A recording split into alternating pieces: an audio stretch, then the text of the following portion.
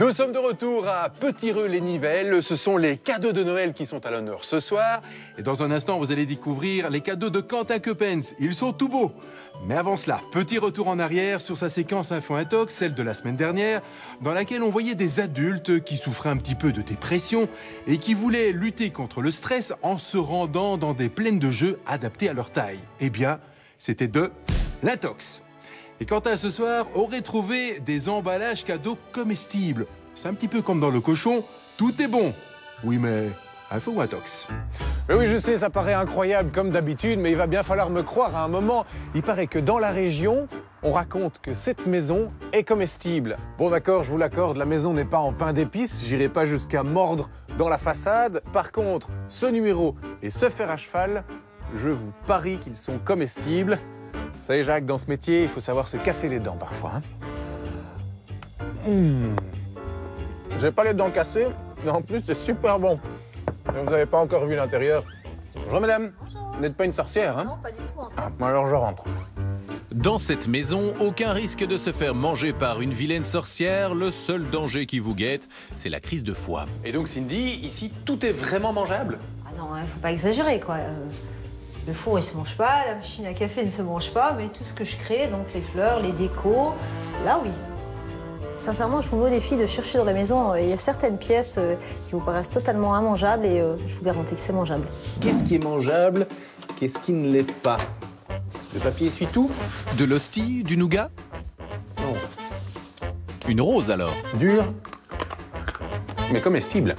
J'ai plutôt bon espoir pour le violoncelle. Attention aux dents. Hyper bon. Cindy a le dos tourné, j'en profite pour faire un petit tour dans la maison, décorée avec goût. Mais attention, n'oubliez pas qu'il est recommandé de manger 5 fruits par jour et de pratiquer un peu de sport cérébral, histoire d'entraîner sa mémoire. Cette coiffeuse pour enfants est également comestible de A à Z. Il a fallu 3 jours de travail à Cindy pour l'offrir à sa fille, qui n'en fait qu'une bouchée. Et alors, il y a toutes les techniques dessus. Donc, c'est-à-dire de la pâte d'amande, de la pâte de chocolat, du gâteau à l'intérieur. On a de l'isomalte, on a du chocolat. On a vraiment tout ce qui est possible de faire en alimentaire. Donc, des modelages, de l'aérographe, de la peinture. C'est vraiment un gros projet, quoi. On croque? On y va? Tout est à croquer, même le tabouret. Dans cette maison de contes de fées, il manquait l'ogre. Salut Roger. Ça va et toi? Roger, le voisin de Cindy, passe comme d'habitude emprunter quelques objets, de préférence les plus appétissants.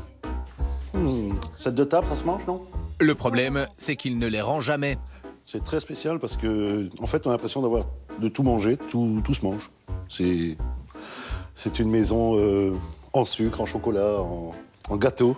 Pour Noël, Cindy a décidé de placer sous le sapin des cadeaux pas comme les autres. Chaque emballage est comestible. Pour ouvrir la boîte, il faut d'abord ouvrir la bouche. Donc cette année, j'ai décidé d'offrir à mes invités donc, des cadeaux sous le sapin un peu insolites. Donc j'ai ma belle-sœur qui vient d'accoucher et là, je suis en train de lui préparer une jolie boîte avec un joli biberon en chocolat et une tétine en chocolat. Et il y en a pour tout le monde. Jacques et Ludo, vous êtes gâtés.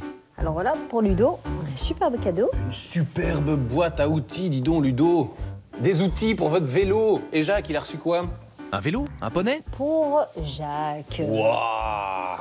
Donc Jacques a reçu la première chemise e-com mangeable.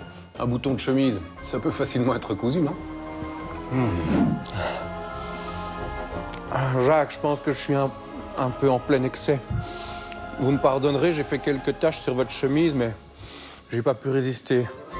Bon, allez, il faut encore que je goûte les coussins.